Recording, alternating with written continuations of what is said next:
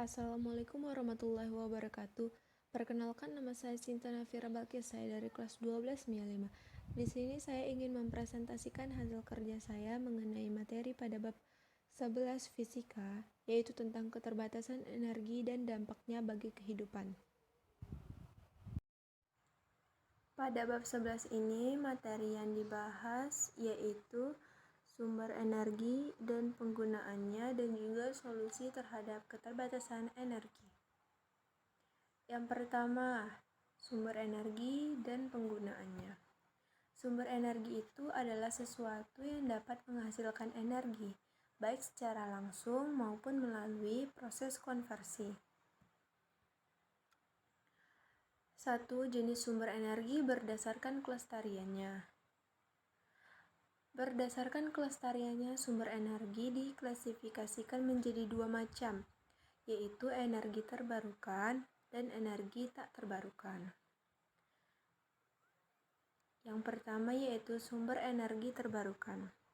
Sumber energi terbarukan itu adalah sumber energi yang bisa diperbaharui, sehingga dalam penggunaannya ketersediaannya dapat dengan cepat dan mudah didapatkan. Pemanfaatan sumber energi terbarukan dapat dalam jangka waktu yang lama dan berkelanjutan.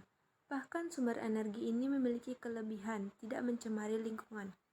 Contoh dari sumber energi terbarukan ini seperti energi matahari atau energi surya, energi panas bumi, energi angin, dan energi air. Yang B yaitu sumber energi tak terbarukan.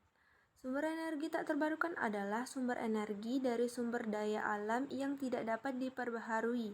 Artinya, ketersediaan di alam ini terbatas karena proses pembentukannya yang memerlukan waktu yang sangat lama. Dalam memanfaatkan energi tak terbarukan, harus sangat diperhatikan jumlahnya di dalam serta dampaknya bagi lingkungan. Energi tak terbarukan pada umumnya menimbulkan pencemaran lingkungan. Contohnya minyak bumi, gas alam, dan batu bara. Berikut ini adalah contoh gambar sumber energi terbarukan dan tak terbarukan. Pada bagian kiri yaitu energi terbarukan dan pada bagian kanan energi tak terbarukan. Di sini terlihat jelas bahwa energi terbarukan yaitu tenaga surya, tenaga air, energi biomasa, energi panas bumi, energi angin. Sedangkan energi tak terbarukan yaitu bahan bakar fosil, batu bara, nuklir, gas alam, dan contoh-contoh lainnya. Yang kedua adalah penggunaan sumber energi. Penggunaan sumber energi secara umum adalah terbagi menjadi 4. Yang pertama, industri. Nah, sumber energi industri yang biasanya digunakan adalah minyak bumi, batu bara, gas alam. Dan untuk industri kecil, tak jarang juga memanfaatkan sumber energi dari kayu untuk bahan bakar. Yang kedua yaitu rumah tangga. Untuk sekarang ini, pemanfaatan energi di rumah tangga diantaranya energi listrik dan juga gas untuk memasak. Ini penggunaan gas saat memasak dan juga ini energi listrik. Yang ketiga yaitu transportasi. Penggunaan energi transportasi yaitu sektor transportasi juga salah satu sektor yang memanfaatkan banyak energi tak terbarukan. Hal ini karena bahan bakar untuk kendaraan di Indonesia saat ini masih didominasi oleh bahan bakar minyak atau BBM.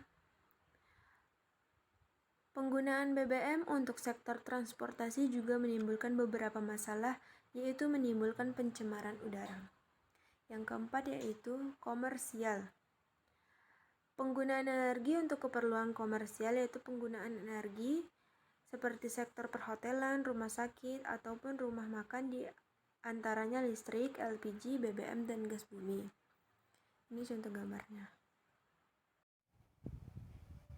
Yang ketiga yaitu energi fosil. Gambar energi fosil. Bahan bakar fosil terbentuk dari jutaan tahun yang lalu ketika tanaman, hewan, dan makhluk lainnya mati dan terkubur di bawah bumi. Biasanya secara bertahap, berubah selama bertahun-tahun karena panas dan tekanan dalam kerak bumi dan terbentuk batu bara, minyak, dan gas. Selama ini, sebagian besar sumber energi utama manusia di bumi lebih terfokus pada penggunaan bahan bakar fosil yang telah banyak menghasilkan gas-gas rumah kaca seperti CO2 dan telah memberikan kontribusi terbesar bagi pemanasan global. Ada 3 jenis energi fosil yang banyak dimanfaatkan di Indonesia. Di antaranya yang pertama yaitu minyak bumi, yang kedua yaitu batu bara, dan yang ketiga adalah gas alam. Yang pertama ada minyak bumi. Minyak bumi itu merupakan cairan kental berwarna coklat, gelap, dan kehijauan yang mudah terbakar. Cairan ini juga sering disebut sebagai emas hitam yang berada di lapisan atas dari sebagian area yang ada di kerak bumi. Bahan kimia yang terkandung di dalam minyak bumi adalah berbagai hidrokarbon, sebagian besar dari seri alkana dengan berbagai varian penampilan komposisi dan kemurnian. Minyak bumi diambil dari sumber minyak yang terdapat di lokasi sumber minyak melalui berbagai macam proses, yakni proses studi geologi, analisis, sedimen karakter, serta struktur sumber. Jenis bahan bakar minyak yang terdapat di Indonesia adalah minyak tanah rumah tangga, minyak tanah industri, Pertamax, Pertamax Racing, Pertamax Plus, Premium, Biopremium, Biosolar, solar transportasi, solar industri, minyak diesel, minyak bakar, dan Pertamax Dex. Yang kedua ada batu bara. Batu bara adalah batuan yang dapat dibakar karena terbentuk dari endapan organik sisa tumbuhan yang kemudian dibentuk dengan proses pembatubaraan. Unsur-unsur kimia yang terdapat dalam batu bara itu adalah hidrogen, oksigen, dan karbon. Batu bara merupakan bahan bakar yang biasa digunakan sebagai bahan bakar untuk pembangkit listrik tenaga uap yang juga bisa digunakan dalam teknik peleburan logam dan industri. Dan yang ketiga ada gas alam. Gas alam adalah metana, kadang-kadang dikenal sebagai gas rawa. Gas alam biasanya ditemukan di bawah tanah bersama dengan minyak bumi dan batu bara, tetapi kadang-kadang terjadi dengan itu dan dipompa melalui pipa. Gas alam memiliki bau yang kuat, yang membuat mudah untuk mencium jika ada kebocoran dan menghasilkan relatif sedikit polusi terhadap sumber bahan bakar lain. Kelemahan utama dari bahan bakar ini adalah sangat mudah terbakar. Produsen terbesar gas alam adalah Amerika Serikat dan juga Rusia. Yang keempat ada ketersediaan sumber energi. Di sini ada tabel ketersediaan energi fosil di Indonesia. Energi fosil, sumber daya minyak buminya 86,9 miliar barel, gasnya 384,7 TSCF, batu baranya 57 miliar ton. Cadangan 9 miliar baler, 182 TSCF, 19,3 miliar ton. Produksi per tahun 500 juta barel, 3,0 TSCF, 130 juta ton. Ketersediaan 23 tahun, 62 tahun, 146 tahun. Populasi manusia yang terus bertambah mengakibatkan permintaan terhadap energi semakin meningkat. Manusia akan dihadapkan pada situasi semakin menipisnya cadangan sumber energi fosil dan meningkatnya kerusakan lingkungan yang terjadi akibat penggunaan energi fosil. Solusi untuk mengatasi krisis energi ini dengan meningkatkan pemanfaatan sumber energi terbarukan di Indonesia. Pemanfaatan sumber energi terbarukan juga mengurangi dampak pencemaran lingkungan. B. Solusi terhadap keterbatasan energi. Penghematan energi. Penghematan energi merupakan cara paling ekonomis dalam menghadapi kekurangan energi dan cara yang lebih ramah lingkungan dibandingkan dengan meningkatkan produksi energi. Penghematan energi merupakan bagian penting dari mencegah atau mengurangi perubahan iklim. Penghematan energi juga memudah digantinya sumber-sumber yang tak dapat diperbarui dengan sumber-sumber yang dapat diperbaharui. Langkah-langkah sederhana dalam kehidupan sehari-hari untuk menghemat energi. Yang pertama, menggunakan lampu hemat energi. Yang kedua, dengan membentuk perilaku dan kebiasaan diri untuk menggunakan listrik saat diperlukan. Misalnya, ketika setelah menggunakan televisi atau lampu, lebih baik ketika tidak digunakan lagi, lebih baik dimatikan. Yang ketiga yaitu mematikan televisi, keran air, komputer, atau lampu yang jika sudah tidak digunakan. Pada poin ketiga sama dengan poin yang kedua, saling berhubungan. Yang keempat yaitu mengeringkan pakaian secara alami di bawah sinar matahari. Pada umumnya semua orang sekarang masih menggunakan energi matahari untuk mengeringkan pakaian. Tetapi ketika dalam kondisi hujan, terkadang mungkin menggunakan kipas angin sebagai pengganti pengeringan pakaian. Menggunakan alat rumah tangga dan kantor yang ramah lingkungan. Contoh alat rumah tangga yang ramah lingkungan itu seperti tas belanja yang berbahan dasar kain kanvas, terus sedotan reusable, terus pencuci piring dari serabut kelapa, dan contoh-contoh lainnya ya. Selanjutnya, mengefisiensikan pemanfaatan energi di tempat umum. Maksud dari mengefisiensikan pemakaian energi itu adalah usaha yang dilakukan dengan tujuan untuk mengurangi jumlah energi yang dibutuhkan dalam menggunakan sebuah peralatan atau bahkan sistem yang berhubungan dengan energi. Pemerintah menyediakan fasilitas kendaraan umum massal secara efektif dan efisien. Transportasi massal itu terbagi ke dalam beberapa bagian. Ada di darat, laut, dan juga di udara. Contoh mungkin yang di darat yaitu bus. Kalau yang di laut, kapal laut. Kalau misalnya yang di udara yaitu pesawat terbang.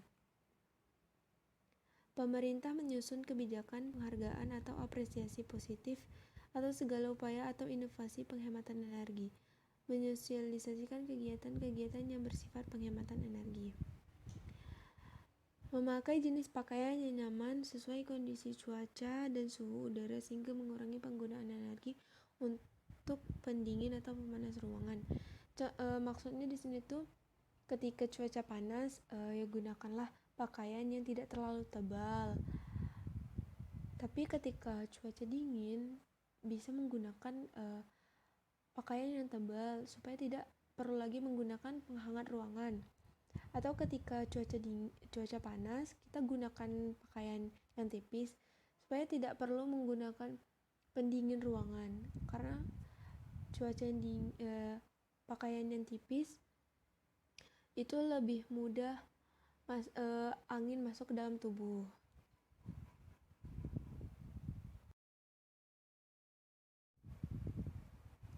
Yang kedua, pemanfaatan sumber energi terbarukan sebagai sumber energi alternatif. Sumber energi fosil yang ketersediaannya di alam sangat terbatas juga dapat menyebabkan polusi udara, air, tanah, menghasilkan gas rumah kaca yang berkontribusi terhadap pemanasan global. Menurut Grant Page, Indonesia baru memanfaatkan energi terbarukan hanya sekitar 5% dari total listrik yang digunakan di Indonesia. Peraturan Pemerintah Nomor 5 Tahun 2006 tentang Kebijakan Energi Nasional menunjukkan bahwa kebijakan pemerintah juga masih kurang mendukung terhadap pemanfaatan energi alternatif atau terbarukan. Untuk tahun 2025, hanya sekitar 15%. Hal ini dapat dilihat dalam bab 2 pasal 2 Peraturan Pemerintah bahwa target konsumsi energi yang digunakan di Indonesia pada tahun 2025 diantaranya sebagai berikut, yaitu minyak bumi kurang dari 20%, gas bumi lebih dari 30%, batu bara lebih dari 33%, biofuel lebih dari 5%, panas bumi lebih dari 5%, energi baru dan terbarukan lainnya khususnya biomasa nuklir, tenaga air skala kecil, tenaga surya, dan tenaga angin lebih dari 5%. Dan bahan bakar lain yang berasal dari pencairan batu bara lebih dari 2%. Sumber-sumber energi terbarukan di Indonesia dan layak dikembangkan di antara lainnya sebagai berikut. Yang pertama ada biomasa. Biomasa yaitu bahan organik yang dihasilkan melalui proses fotosintesis, baik berupa produk ataupun buangan. Yang kedua ada biofuel. Biofuel atau bahan bakar hayati adalah sumber energi terbarukan yang berupa bahan bakar baik padat, cair, dan gas yang dihasilkan dari bahan organik. Contoh gambar biofuel. Yang ketiga ada panas bumi. Energi panas bumi atau geotermal adalah sumber energi terbarukan berupa energi termal atau panas yang dihasilkan dan disimpan di dalam bumi. Ini gambarnya. Yang keempat ada tenaga air. Tenaga air adalah sumber daya terbarukan yang harus diisi oleh siklus global, penguapan, dan curah hujan. Ini gambarnya.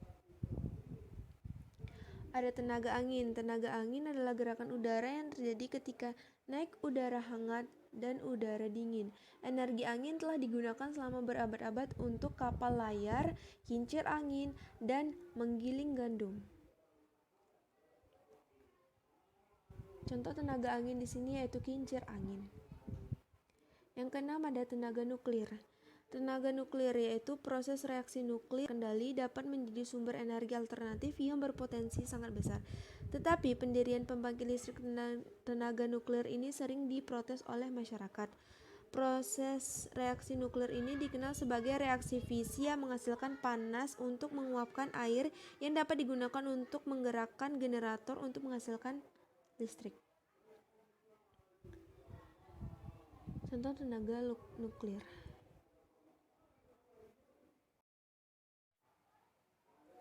Yang ketujuh yaitu tenaga surya. Tenaga surya yaitu matahari. Matahari adalah sumber energi yang paling kuat. Energi surya yang digunakan untuk pemanasan rumah, pencahayaan dan pendinginan, pembangkitan listrik, pemanasan air, dan berbagai proses industri lainnya. Ini rumah kaca. Gelombang laut. Energi gelombang laut adalah energi yang dihasilkan oleh pergerakan gelombang laut menuju daratan dan sebaliknya. Energi dari gelombang laut dapat dimanfaatkan untuk menghasilkan listrik. Ini gambarnya. Pasang surut air laut. Energi pasang surut adalah energi terbarukan yang dihasilkan oleh pergerakan air laut akibat perbedaan pasang surut.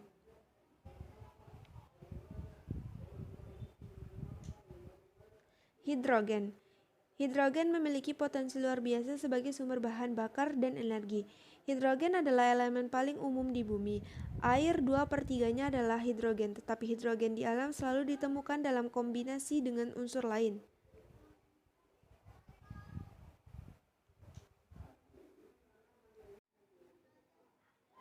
Dan yang terakhir yaitu energi panas laut. Panas sinar matahari yang diserap oleh permukaan laut menyebabkan temperatur di permukaan laut lebih hangat. Temperatur akan turun cukup drastis saat di bawah permukaan laut. Perbedaan temperatur ini dapat dimanfaatkan untuk pembangkitan listrik. Pemanfaatan sumber energi ini disebut dengan konversi energi panas laut atau Ocean Thermal Energy Conversion atau OTC. Dan ini gambarnya. Sekian presentasi dari saya. Apabila terdapat kesalahan kata, saya mohon maaf. Lebih dan kurang, saya akhiri. Wassalamualaikum warahmatullahi wabarakatuh. Terima kasih. Sekian presentasi dari saya. Apabila terdapat kesalahan kata, saya mohon maaf. Lebih dan kurang, saya akhiri. Wassalamualaikum warahmatullahi wabarakatuh. Terima kasih.